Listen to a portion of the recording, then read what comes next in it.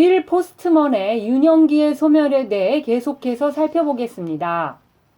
텔레비전을 보기 위한 준비나 사전 훈련도 전혀 필요 없습니다. 교재 같은 준비물도 필요 없습니다. 텔레비전을 보기 위해 어떤 솜씨, 즉 스킬이 필요하지도 않고 본다고 해서 어떤 솜씨가 키워지는 것도 아닙니다. 그렇기 때문에 치료적인 텔레비전 시청 같은 것은 없습니다. 또 그렇기 때문에 5년 전이나 10년 전과 비교해서 오늘 여러분의 텔레비전 보는 능력이 전혀 다를 바가 없습니다. 같은 이유로 아이들을 위한 프로그램 같은 것도 사실상 없습니다. 텔레비전에서는 모든 것이 모두를 위한 것입니다. 상징적 형식이라는 차원에서 다이너스티 프로그램은 세서미 스트리트 프로그램만큼 이해하기 쉽거나 이해하기 어렵습니다. 책은 구문적인 복잡성이나 단어의 복잡성 면에서 다양한 차이를 보이기 때문에 독자의 능력에 따라 다양한 등급으로 분류할 수 있지만 텔레비전은 그 접근성 면에서 별다른 차별성을 가지지 않는 형식으로 정보를 전달합니다. 어른과 아이가 같은 프로그램을 보는 경향이 있는 이유가 여기에 있습니다. 어른과 아이가 서로 다른 시간에 텔레비전을 보지 않느냐고 생각할 수도 있겠지만 조사에 따르면 약 200만 명의 미국 어린이들이 매일 밤 11시 30분에서 새벽 2시 사이에 텔레비전을 보고 있습니다.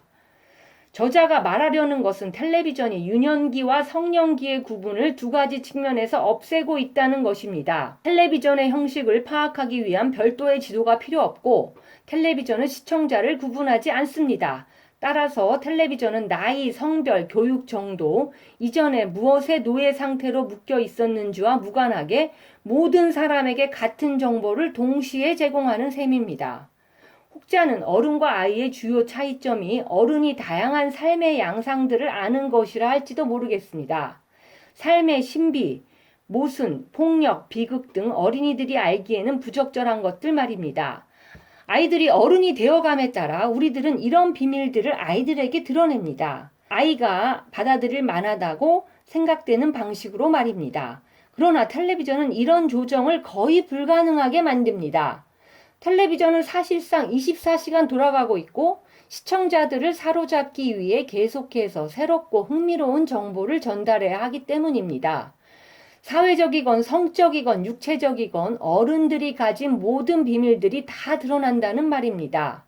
텔레비전은 문화 전체를 그 벽장 속에서 나오도록 강요하고 모든 존재하는 터부를 두드립니다. 근친상간, 이혼, 난교, 타락, 불륜, 세디즘 등은 이제 또 다른 텔레비전 프로그램의 한 주제에 불과합니다. 그리고 물론 이 과정에서 그것들은 배타적인 어른들만의 비밀로서의 역할을 상실합니다. 텔레비전은 사적이고 부끄러운 모든 일들을 가차없이 드러내고 사소한 것으로 만들어버립니다. 고해성사실과 심리치료 상담실에서 오갈 내용들이 이제는 공적 영역에 속하게 되었습니다. 얼마 안 있어 우리와 우리 아이들은 텔레비전이 실험적으로 상업 광고에 나체를 처음 등장시키는 것을 보게 될 것입니다. 아마 아무도 충격을 받지 않을 것인데요. 그것은 그들이 이미 여러 해 동안 가벼운 포르노 형식의 텔레비전 광고를 보아왔기 때문입니다. 한때는 어른들의 영역에 있던 모든 것들이 젊은이들에게 광고를 통해 드러나고 있습니다. 여기다 어른들의 실패와 심지어 정신 이상의 생생한 장면까지 젊은이들에게 묘한 흥미거리로 제공하는 뉴스 프로그램 역시 빼놓을 수 없습니다. 이 모든 것의 결과로 유년기의 순수함을 유지하는 것은 불가능합니다. 텔레비전에서 아이들이 사라지는 이유도 여기에 있습니다. 텔레비전 프로그램에 나오는 어린이들이 13, 14세기의 그림들에서와 같이 모두 작은 어른들로 묘사되고 있다는 사실에 주목한 일이 있습니까?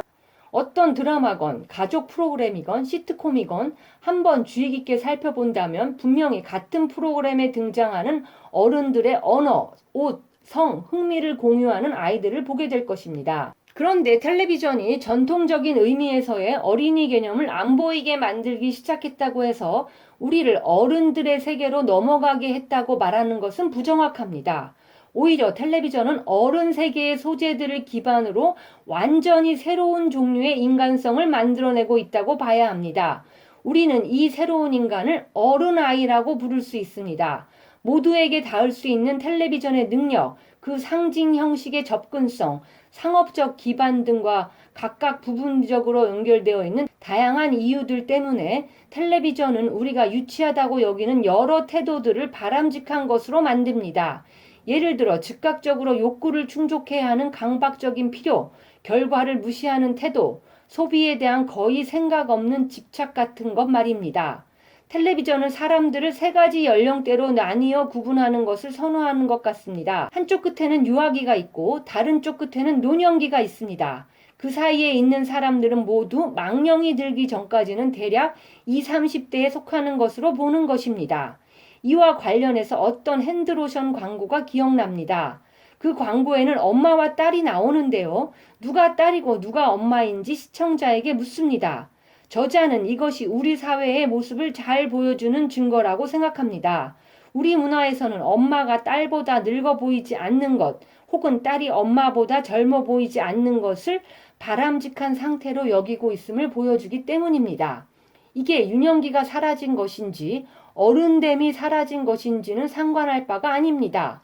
어른이 된다는 것이 무엇인지에 대한 명확한 개념이 없다면 어린이가 무엇인지에 대한 개념이 있을 수 없기 때문입니다. 이런 변화를 어떻게 묘사하길 원하건 어른과 아이의 행동, 태도, 갈망, 그리고 심지어 외모까지도 구별하기가 확실히 어려워지고 있습니다. 예를 들어 이제는 어른의 범죄와 어린이의 범죄에 그 어떤 실질적인 차이도 없습니다. 미국의 많은 주들에서 처벌도 점점 같아지는 추세입니다.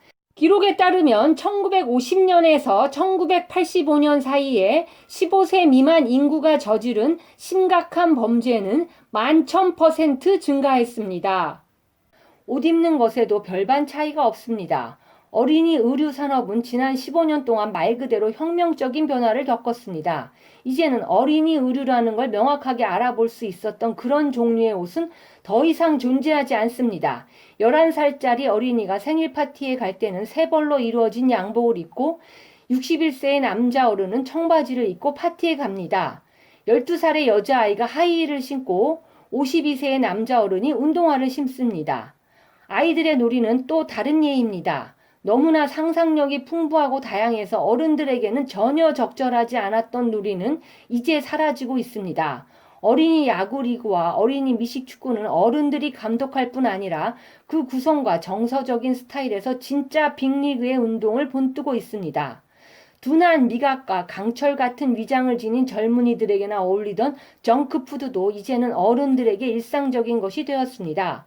어른들이 아이들보다 더 발달된 미적 감각을 가져야 한다는 생각은 잊힌 지 오래입니다. 어른과 아이의 언어도 완전히 바뀌어서 어른이 아이들 앞에서 사용할 수 없는 말이 있다는 생각은 거의 터무니없는 것이 되고 말았습니다. 텔레비전이 어른들의 비밀을 가차없이 공개하면서 언어적인 비밀도 지키기 어렵게 된 것입니다. 저자 생각에 얼마 안가 우리는 어떤 말도 어린이들에게 부적절하지 않은 13세기와 14세기의 상황으로 되돌아가게 될 것입니다. 현대 피임 기술 덕분에 어른과 아이들의 성적 입맛도 심각한 통제나 성교의 의미에 대한 성숙한 이해 없이도 얼마든지 만족시킬 수 있게 되었습니다. 이 부분에서도 텔레비전은 엄청난 역할을 했는데요. 사회 구성원 전체를 성적인 흥분 상태에 있도록 할 뿐 아니라 성적 만족에 대한 일종의 평등주의를 강조하기 때문입니다. 성은 구강청정제나 겨드랑이용 탈취제처럼 모두에게 가용한 상품이 되었습니다.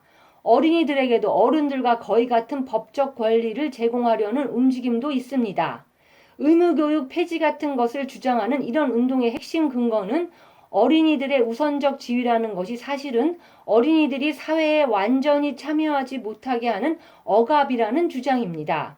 간단히 말해서 우리의 문화는 유아기가 있어야 할 이유와 기회를 점점 더 줄여가고 있습니다. 저자가 텔레비전이 이 모든 것의 유일한 원인이라고 주장할 만큼 속이 좁은 사람은 아닙니다. 가족의 쇠퇴, 뿌리의식의 상실, 그리고 기술로 인해 성인의 노동이 가지는 중요성이 사라지는 것 등 다른 요인도 있습니다. 그러나 텔레비전은 유아기의 개념이 바람직하지도 필요하지도 않다는 생각, 즉 아이는 필요 없다는 생각을 부추깁니다. 유아기의 상실에 대해 저자가 말한 바가 어린이들이 물리적으로 없어진다는 이야기는 물론 아닙니다. 그런데 사실 그런 일도 일어나고 있습니다. 북미 지역에서의 출산율은 지난 10여 년 동안 계속 떨어지고 있으며 전국에서 학교들이 문을 닫고 있습니다. 아이들이라는 개념은 미래에 대한 비전을 함축합니다. 아이들은 우리가 보지 못할 시간으로 보내는 살아있는 메시지입니다. 그러나 텔레비전은 미래에 대한 감각을 소통할 수 없고 과거에 대해서도 마찬가지입니다. 텔레비전은 현재 중심적인 매체이고 빛의 속도로 움직이는 매체입니다. 텔레비전에서 우리가 보는 모든 것은 지금 일어나는 것으로 경험됩니다. 텔레비전의 문법에는 언어에서 과거형이나 미래형에 대응할 만한 것이 없습니다. 텔레비전은 현재를 지나치게 증폭시키고 즉각적으로 충족시켜야 하는 유아적인 필요를 삶의 방식으로 바꾸어 버립니다. 우리는 결국 크리스토퍼 레시가 나르시시즘의 문화라고 부르는 상황에 이르고 맙니다. 미래도 없고 아이들도 없고 모두가 20, 30대 언저리에 고정되어 있는 그런 상태 말입니다. 저자는 여기서 기술한 바가 끔찍하다고 생각합니다. 그것은 부분적으로는 저자가 유아기의 매력, 호기심, 유연성, 순수함을 가치 있는 것으로 보기 때문이고 인간은 어른이 될 수 있기 위해서 우선 아이가 되어야 한다고 믿기 때문이기도 합니다. 그렇지 않으면 그들은 텔레비전의 어른아이처럼 어디에도 소속감을 가지지 못하고 오래가는 관계를 만들지도 못하고 한계를 인정할 줄도 미래를 이해할 줄도 모르는 채로 남아있게 될 것입니다. 그러나 저자가 끔찍하게 생각하는 주된 이유는 텔레비전 문화가 아이와 어른의 구분을 모호하게 하고 사회적 비밀을 모호하게 하고 미래의 개념, 금지와 훈육의 가치를 무시하면서 문자 문화가 우리를 해방시켜 주기 이전의 그 상태, 즉 중세의 정서로 되돌아갈 운명인 듯 보이기 때문입니다. 그러나 저자는 이런 절망적인 기록으로 결론을 대신하기보다는 약간 위로가 되는 관점을 제공하고 있습니다. 기원전 5세기 아테네는 구술 문화에서 문자 문화로 막 옮겨가는 찰나에 있었습니다. 이때 위대한 그리스 선생인 소크라테스는 쓰인 말을 두려워하고 조롱했습니다. 우리가 알고 있듯이 소크라테스는 책을 쓰지 않았고 그를 잘 알았던 플라톤과 크세노폰이 아니었으면 우리는 그에 대해 거의 아무것도 알 수 없었을 것입니다. 가장 오래도록 읽히는 파이드로스에 나오는 유명한 대화에서 소크라테스는 입말이 진지한 생각, 아름다운 시, 그리고 진정한 경건을 표현하는 방법으로 가장 적당하다고 주장합니다. 그리고 쓰기는 기억 능력, 변증법적 과정, 사생활의 개념을 약화시키게 될 것이라고 합니다. 이 모든 예언은 맞았습니다. 그러나 소크라테스가 보지 못한 것을 그의 제자 플라톤은 보았습니다. 즉 쓰기가 새롭고 멋진 지성의 사용을 창조하게 될 것이라는 것입니다. 그러니까 소크라테스는 맞았지만 그의 비전에는 한계가 있었습니다. 지지하기 힘든 비유를 사용할 생각은 없지만 저자는 마지막으로 한마디 해도 된다면 이렇게 말하고 싶다고 이야기합니다. 나는 내가 지금껏 그린 그림이 정확하다고 믿지만 내 비전이 소크라테스의 비전처럼 한계가 있는 것이기를, 그래서 텔레비전의 시대가 축복임이 드러나기를 진심으로 소망한다고. 하지만 그럴 것 같지 않습니다.